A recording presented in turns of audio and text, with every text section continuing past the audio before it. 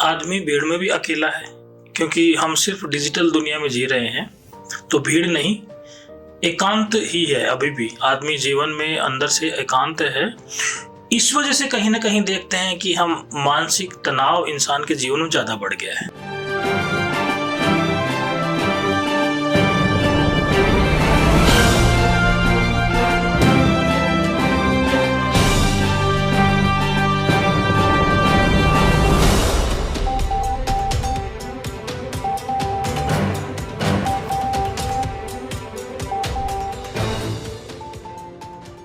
नमस्कार दोस्तों, दिल की बात आपसे सब तक नया एपिसोड, नई कहानी, फिर से नई शख्सियत। और जैसा कि हम हमेशा किसी न किसी नई जानकारी के साथ, नई शख्सियत के साथ रूबरू होते हैं और आप सभी तक नई जानकारी पहुंचाते हैं। आज जिनसे मिलने जा रहे हैं वो राज्य सेवा के प्रशासनिक अधिकारी हैं और साथ ही साथ एक बहुत ही उम्दा लेखक भी हैं। तो आज हम उनसे जानेंगे उनकी किताब के बारे में, प्रशासनिक सेवा के बारे में। तो हम हमेशा जानकारी आप तक पहुंचाते ही रहते हैं, लेकिन लेखक के दिल की बात आप तक पहुंचे, ये बहुत बड़ी बात होगी। सबसे पहले मैं स्वागत करना चाहूँगा डॉक्टर जगदीश प्रसाद सर का। सर, स्वागत है आपका हमारे इस कार्यक्रम के अंदर। और सर, प्रशासनिक सेवा का कार्यभार तो आपका है ही है, साथ ही साथ एक किताब बहुत प्यारी आपने लिखी, स्पर्श एक संवेदना। इस किताब में जो बातें हैं, अगर आप तक समुचित रूप से मैं पहुंचा पाया तो मुझे लगता है कि कहीं ना कहीं आपके जीवन में बहुत परिवर्तन आने वाला है, बिकॉज ये किताब जड़ों से जुड़ी हुई है। सर, बेसिकली मेरा सबसे पहला सवाल जो आपके लिए है कि इतने व्यस्त जीवन में, जब आपके ऊपर घर की जिम्मेदारी भी है, राजस्थान सरकार की जिम्मेदारी भी आप पर है, आपने इस प्यारी सी किताब को लिखने के लिए समय कैसे निकाला? देखिए, समय तो अपने आप में एक विषय है ही कि किस तरह से टाइम मैनेजमेंट किया जाए। लेकिन चूंकि कविताएं लिखना मेरा कॉलेज टाइम से भी शौक रहा है, तो लिखता था। कॉलेज टाइम पे काफ़ी समय मिल जाता था, लेकिन अब राज्य सेवा में आने के बाद में समय नहीं मिल पाता है। लेकिन चूंकि भावनाएं तो जो है समय की मोहताज नहीं होती, भावनाएं जीवन के मन और मस्तिष्क पर हमेशा विद्यमान रहती है।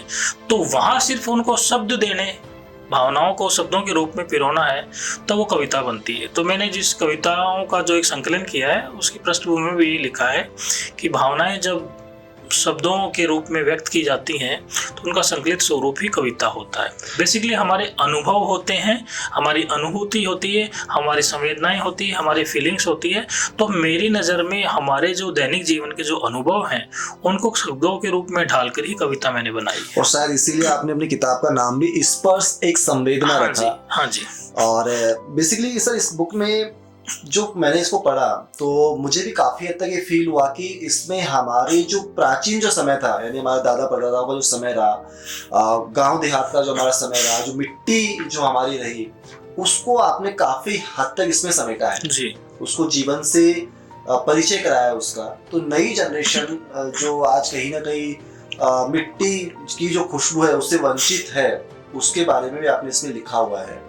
तो अब जैसे मेरा जो सवाल आपसे है कि जो बच्चे हैं, हर माँ बाप चाहते हैं कि वो भी आपकी तरह एक अच्छा अधिकारी बने, उसके लिए वो घर से बहुत दूर भी रहते हैं, तो कहीं ना कहीं अपनी मिट्टी, अपनी जड़ों को वो खो देते हैं। तो उनको किस तरह से हम उसी मिट्टी से जोड़ के रख सकते हैं?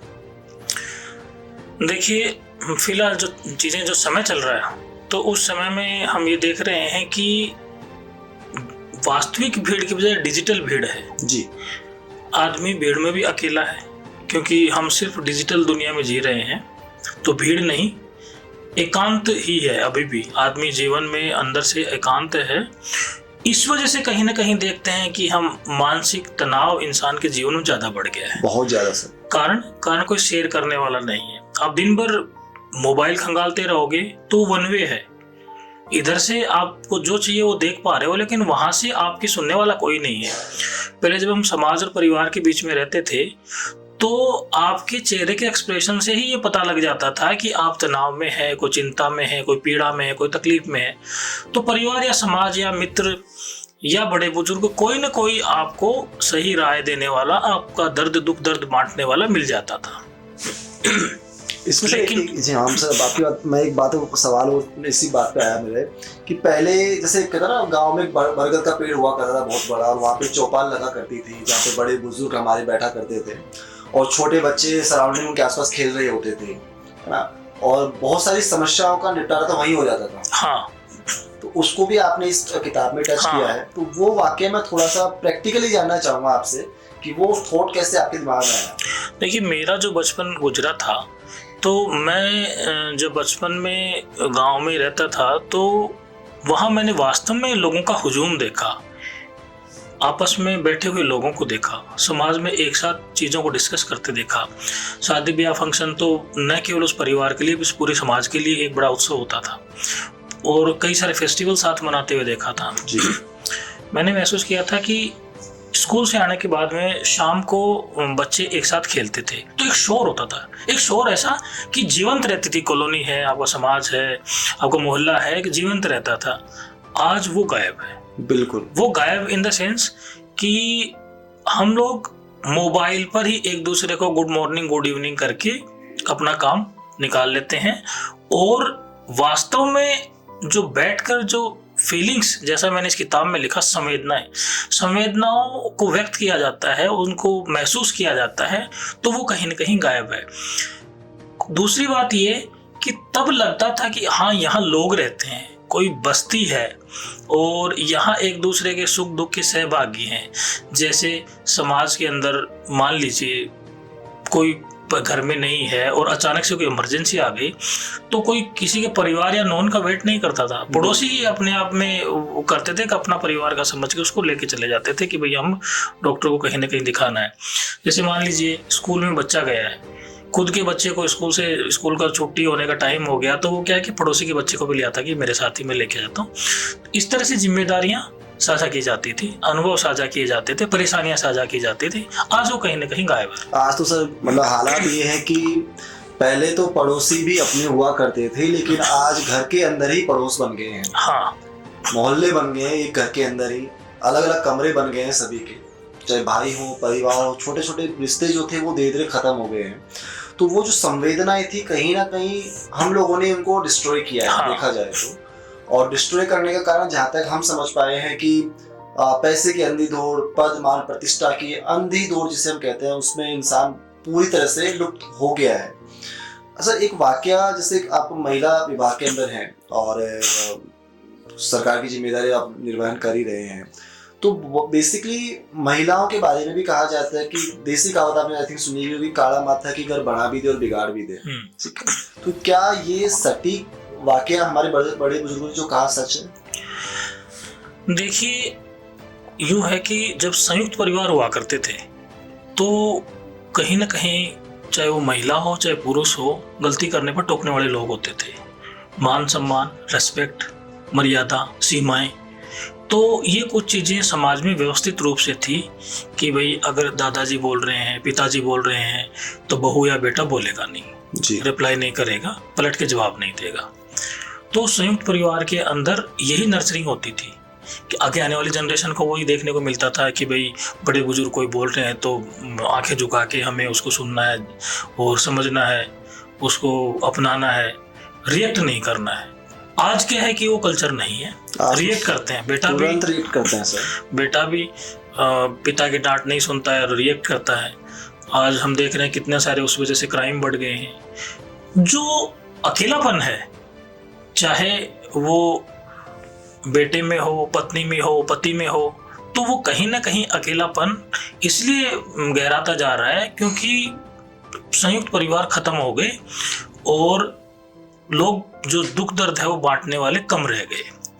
तो ऐसे में क्या है कि जो अकेलापन, जो तनाव आज हम देख पा रहे हैं समाज में, तो वो हम खुद के अंदर ही देखते हैं कि वो खालीपन है, हम खुद भी किन्हीं भी प्रयासों से नहीं भर पा रहे हैं, और फिर उसके अलावा फिर वो कोई डिप्रेशन की दवाइयाँ लेना, कुछ और इधर उधर अपना वो करना, तो वो कहीं ना कहीं ये है कि हमारी जीवन शैली है जो हम अपने तक सीमित रह गए, उसका कारण। सर इसमें जहाँ तक, जिसलिए आपने जो आंसर किया अभी, उसमें से एक चीज़ जो मुझे समझ में आई कि कहीं ना कहीं एक तो हमारे अंदर सुनने की शक्ति कम हो गई है। हाँ बिल्कुल। हम तुरंत बहुत जल्दी आंसर कर जाते हैं और ये भूल जाते हैं कि जब बड़े बुजुर्ग ने कुछ कहा है तो हम उसको नहीं मानते।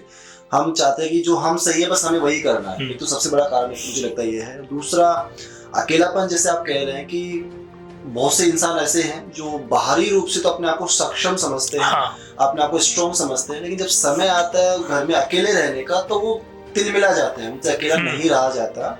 वो टाइम स्पेंड करना चाहते हैं किसी के साथ भी, चाहे वो मंदिर में जाके टाइम स्पेंड करें या अपने दोस्तों के साथ घूमने जाएं, वो अकेले नहीं रह सकते, वो खत्म हो गए अंदरूनी रूप से। तो ये जो अकेलापन हमारे जीवन में आया, ये जो तनाव हमारे जीवन में आया, तो कहीं ना कहीं उसका आंसर आपने बहुत ही खूबसूरत तरीके से चंद लाइनों के माध्यम से किताब में किया है। तो मैं वो लाइनें चाहता हूं कि आप हमारे दर्शकों के सामने रखें। जी बिल्कुल। एक मेरी कविता है इसके अंदर, एकाकी इंसान। तो मैंने उस अकेलेपन को ही इसमें व्यक्त करने का कोशिश करी है। ये वो भावनाएं हैं जो हर आदमी कहीं ना कहीं महसूस करता है और समझता भी है, लेकिन हमने परिवेश को इस तरह से ढाल लिया है कि हम कुछ कर नहीं पा रहे हैं। जी बिल्कुल। कुछ महत्वाकांक्षाएं हैं, कुछ प्रतिस्पर्धाएं हैं और कुछ ऐसी चीजें हैं कि हम शेयर नहीं करते हैं। तो कुछ घुटन इस तरह की है कि किसी को पता नहीं लग जाए, इसलिए हम घुटते रहते हैं। तो वास्तव में भीड़ के अंदर अकेला कैसे इंसान है? इस डिजिटल भीड़ के अंदर, सोशल मीडिया की दुनिया में जो कहते हैं हम एक दूसरे से जुड़ गए, वास्तव में वो अकेला कैसे है? देखिए मैं बताता हूँ। बिल्कुल सर। मेरी कविता है एकाकी इंसान। बंद गलियों के अंधेरे रास्ते, बंद गलियों के अंधेरे रास्ते, अंत में कैसा मोड़, जहाँ अविश्वास की गहरी घाटी। पहले नहीं था, बिल्कुल नहीं था सर। पहले भरोसा था, इसलिए प्रेम था। आज प्रतिस्पर्धा है, इसलिए ईर्ष्या है। हाँ, तो हम कह रहे थे कि बंद गलियों के अंधेरे रास्ते, अंत में कैसा मोड़, जहाँ अविश्वास की गहरी घाटी, ऐसी जगह पहुंच गया इंसान जहाँ सिर्फ दलदल, जहाँ सिर्फ दलदल और आंखें मूंद लेना या किस्मत को कोसना। पर यह सोचना जरूरी है कि क्या वक्त के पीछे जा सकते हैं? जो हम बात कर रहे हैं कि वक्त के पीछे जा सकते हैं, क्या मैं मेरे बचपन में जा सकता हूँ? क्योंकि बचपन में मैंने वो प्रेम देखा जो प्रेम गायब है, ईर्ष्या आ गई है, प्रतिस्पर्धा ने लालच को बढ़ा दिया है। तो कहने का आशय है कि क्या वक्त के पीछे जा सकते हैं, जहां से चले वह सही था, या जहां पहुंच गए वो सही? हम जिस समय अभाव में थे तो वो समय सही था, या आजकल हमारे पास सब कुछ है फिर भी हम अकेले हैं? तो क्या ये सही है? सोचने वाली बात है। सैकड़ों की भीड़ में आज भी अकेला ही खड़ा है इंसान। जैसा मैंने कहा कि भीड़ बहुत है, लेकिन भीड़ कौन सी है? डिजिटल वाली। ये सच है काफी हद तक। मतलब मुझे लगता है कि आप भी इस बात से संतुष्ट होंगे। ये सर ने बहुत ही खूबसूरत और प्यारे तरीकों से कही कि भीड़ है हमारे चारों तरफ, लेकिन फिर भी हम अकेले हैं। और भीड़ कौन सी, ये आप भली भांति जानते हैं। किस तरह की भीड़ आपके सामने, ये भी आप भली भांति जानते हैं। सर एक ही बात और जानना चाहूँगा आपसे कि जैसे पहले कहते हैं कि बोलने से पहले हमें सोचना होता था कि एक्चुअली में बोलना है क्या जा रहे हैं। और आई थिंक उसकी वजह से रिश्ते बिगड़ते नहीं थे। आज इंसान को लगता है कि वो जो कुछ बोल रहा है बिल्कुल सही बोल रहा है, चाहे उसकी आवाज तेज हो चाहे आवाज धीरे हो, लेकिन वो बोल रहा है नॉन स्टॉप, और वो अपनी बात को सही साबित करने में भी लगा रहता है। तो क्या अभी हमारा ज्यादा बोलना हमारे लिए नुकसानदायक साबित हुआ है, या हमारा अपने आप को सुपीरियर समझना हमारे लिए नुकसानदायक साबित हुआ है? देखिए, संयमित रहना, चाहे संयमित जीवन शैली हो, संयमित शब्द हो, वही आपको प्रगति के रास्ते पे ले जाते हैं। आप कितने भी बड़े पद पर चले जाएं, कुछ भी हासिल कर लें और कितना भी नाम कमा लें, लेकिन अगर शब्दों की सीमा नहीं है, शब्दों पर संयम नहीं है, तो कहीं ना कहीं एक दिन वो आपको विकट परिस्थिति का सामना करना पड़ता है और आपको पतन की ओर वो चीजें ले ही जाती है। बिल्कुल।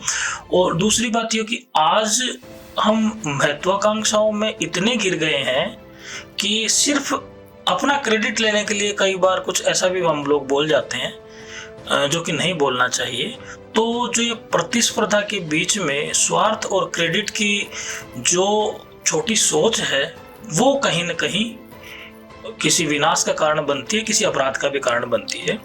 मैं 2 लाइन इसमें आपको सुनाऊंगा अभी कि महत्वाकांक्षाओं ने किस तरह से मृगमरीचिका का रूप धारण कर लिया है, वो देखिएगा कि मृगमरीचिका में भटकता हुआ इंसान सब कुछ उसके पास है, फिर भी ना बुझने वाली एक प्यास है।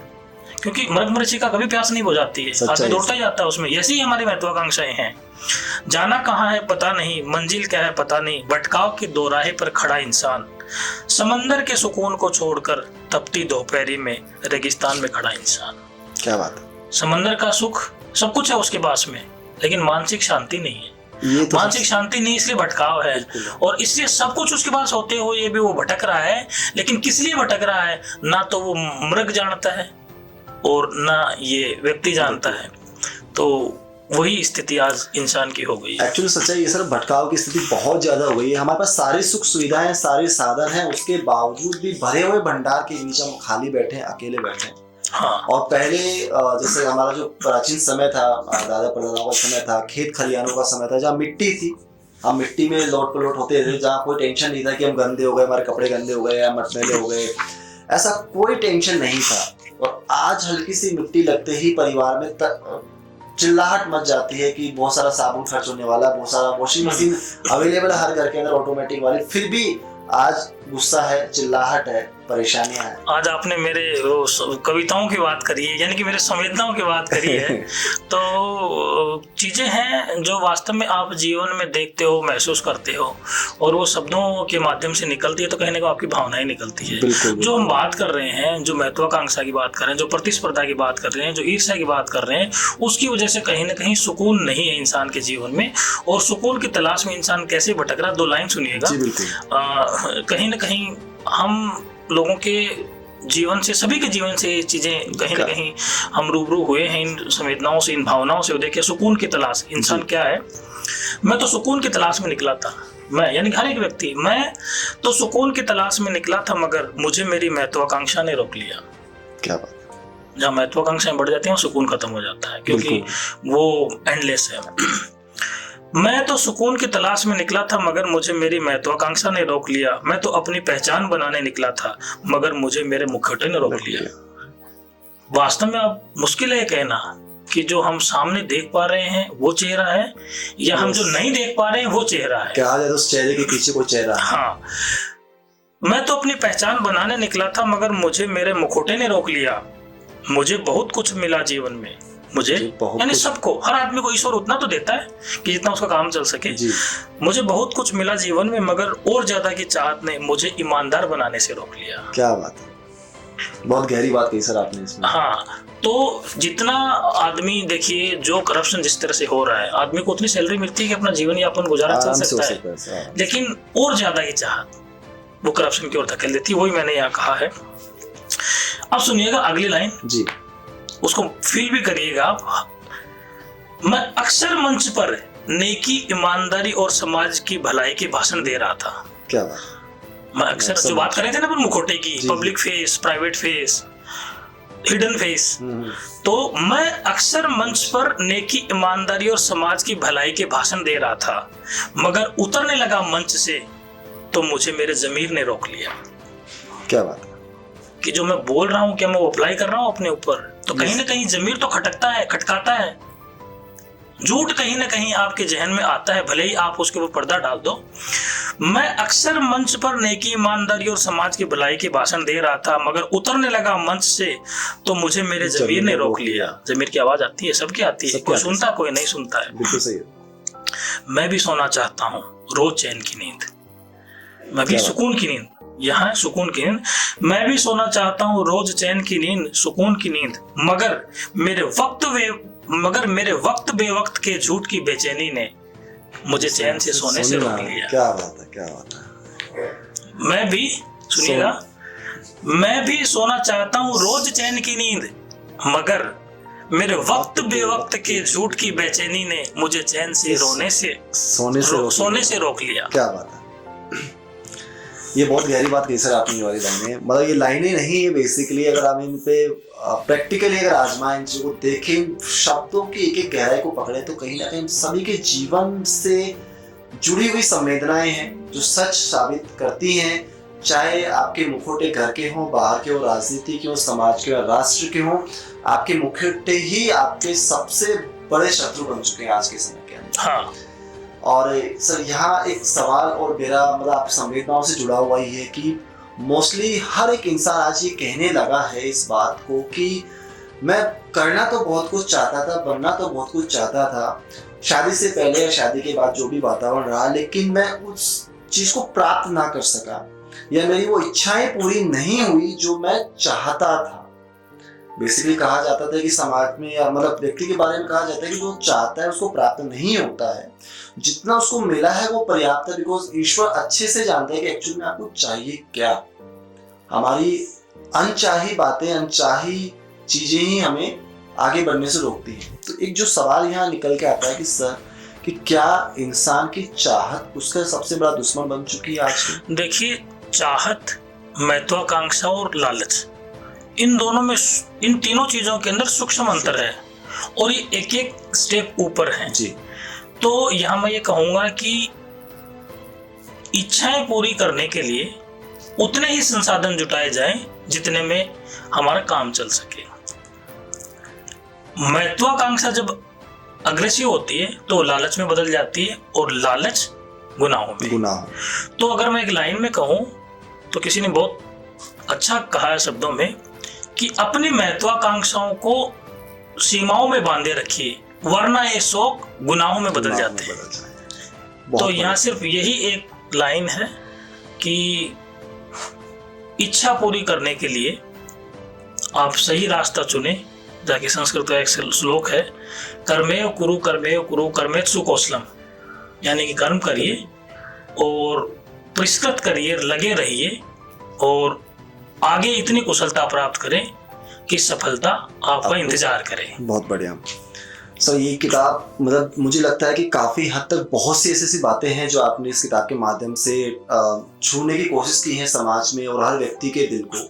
और एक छोटा सा सवाल हो कि क्या ऐसी ही कोई अच्छी सी किताब आप भविष्य में फिर कुछ लाने वाले हैं अपने व्यस्त समय से समय निकाल कर? एक्चुअली कविताएं और भी लिखी हैं, लिखने का शौक है तो कहीं ना कहीं आ ही जाती है, कभी लिखने के, कभी पेन कागज लेकर अचानक से दिमाग में कुछ आता है, पेन कागज लेके बैठ जाता हूँ।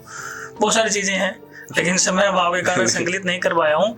और अभी एक प्रयास कर रहा हूँ कि जेंडर कंसेप्ट को लेके एक बड़ी किताब मैं पब्लिश करवाऊं जिसके अंदर वास्तव में जेंडर क्या है, जेंडर कंसेप्ट क्या है, विमेन एम्पावरमेंट क्या है और इंटरनेशनल नेशनल लेवल के ऊपर क्या पर्सपेक्टिव हैं विमेन एम्पावरमेंट के लोग की, क्या एक्ट हैं, क्या स्कीम्स है, क्या प्रोविजंस हैं और क्या प्रोटेक्शन इश्यूज हैं। तो इनको एक शेप में देकर कि एक ऐसा लगे कि हाँ वास्तव में ये बुक अपने आप में एक पथ प्रदर्शक है विमेन एम्पावरमेंट जैसे कंसेप्ट को। बेसिकली आपका काफी लंबा एक्सपीरियंस रहा है पद पे रहते हुए वुमेन एम्पावरमेंट को लेकर, और मुझे लगता है कि ऐसी बुक अगर आप भविष्य में लेकर आते हैं तो नो डाउट बच्चियों के लिए, गर्ल्स के लिए, वुमेन्स के लिए बहुत अच्छा वरदान भी ये साबित होगी। उनको जानने को मिलेगा कि एक्चुअल में लाइफ में वो क्या करना चाहते हैं, क्या क्या सरकार के द्वारा फैसिलिटीज आपको प्रोवाइडेड हैं, क्या आपके राइट्स हैं, क्या आपके कर्तव्य हैं बेसिकली।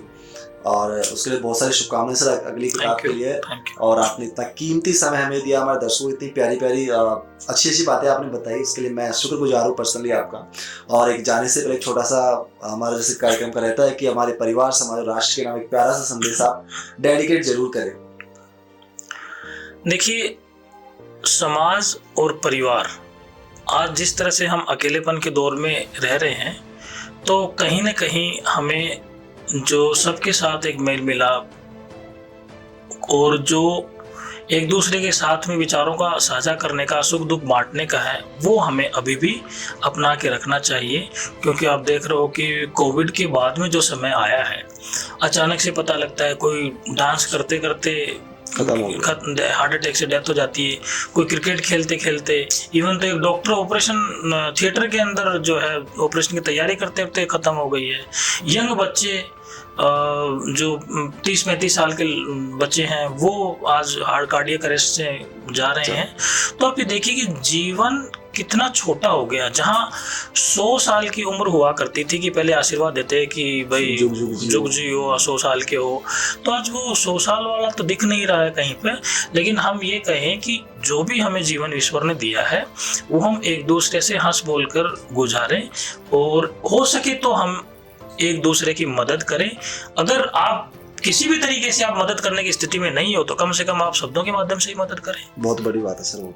बस यही कहना है कि इंसान के अंदर इंसानियत जिंदा रहे और वही इंसान का जाने के बाद भी व्यक्तित्व निर्धारित करती है वो इंसान कैसा था। डेफिनेटली ये बहुत बड़ी बात सर ने आज बताई हमें, और मुझे लगता है कि आप सभी व्यूवर्स को, आप सभी दर्शकों को आज इस पॉडकास्ट के माध्यम से जो भी जानकारी प्राप्त हुई कहीं ना कहीं आपके जीवन में महत्वपूर्ण बदलाव लेकर आएंगी। और यूं ही हंसते खेलते रहें, आगे बढ़ते रहें, इंसानियत को जिंदा रखें और एक दूसरे का सहयोग हमेशा बरकरार रखें। जैसा कि आज के आपके द्वारा इस कार्यक्रम में जो बहुत ही महत्वपूर्ण संदेश दिया गया। और फिर मिलेंगे नए एपिसोड में नई शख्सियत के साथ, नई जानकारियों के साथ। दिल की बात आपसे सब तक। धन्यवाद। धन्यवाद।